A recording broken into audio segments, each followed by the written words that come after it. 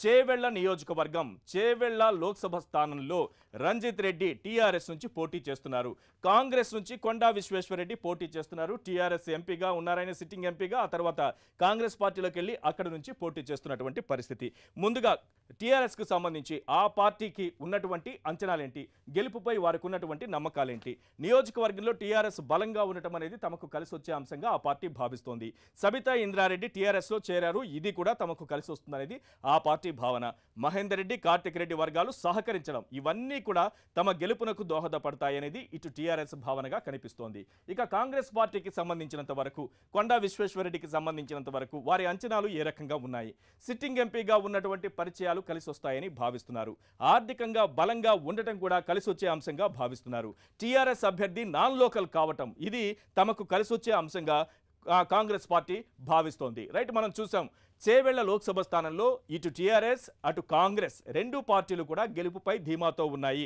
ఎవరికి వారు అంచనాలు వేసుకుంటున్నారు, ఎవరికి వారు లెక్కలు వేసుకుంటున్నారు, ఎవరికి వారు తమకు కలిసి వచ్చేటటువంటి అంశాలు ఏంటో బేరీజు వేసుకున్న తర్వాత గెలుపుపై ధీమా వ్యక్తం చేస్తున్నటువంటి పరిస్థితి.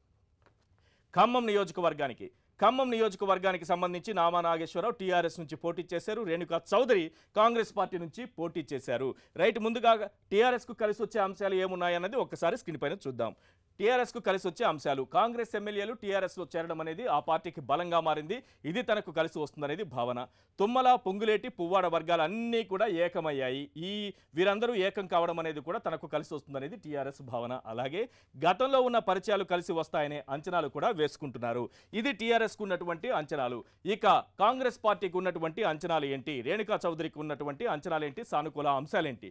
నామాపై నియోజకవర్గంలో ఉన్నటువంటి వ్యతిరేకత కలిసి వస్తుందని భావిస్తున్నారు. క్రాస్ ఓటింగ్ భారీగా జరిగిందనేటటువంటి అంచనా ఉంది. ఈ అంచనా తమకు కలిసి వస్తుందనేటటువంటి ఆలోచనతో ఉంది. టీఆర్ఎస్లో కొంతమంది నేతల అంతర్గత సహకారం, టీఆర్ఎస్ నేతలే కొంతమంది అంతర్గతంగా సహకారం అందించారనేది ఆ పార్టీ చెబుతున్నటువంటి మాట. ఇవన్నీ కూడా తమకు కలిసి వస్తాయని ఆ పార్టీ భావిస్తోంది. ఓవరాల్గా ఖమ్మం లోక్సభ స్థానానికి సంబంధించినంత వరకు ఇటు నామా నాగేశ్వరరావు టీఆర్ఎస్ అభ్యర్థిగా పోటీ చేశారు, రేణుకా చౌదరి కాంగ్రెస్ అభ్యర్థినిగా పోటీ చేశారు. ఇద్దరి మధ్య పోటాపోటీ వాతావరణం ఏర్పడింది. ఇద్దరు గెలుపుపై ధీమాతో ఉన్నారు. వారి గెలుపునకు సంబంధించి ఏ అంశాలు దోహదపడ్డాయన్నది ఇప్పటి వరకు వారి ఆశలకు సంబంధించి, అంచనాలకు సంబంధించినటువంటి అనేక అంశాలు మనం స్క్రీన్ పైన చూసాం.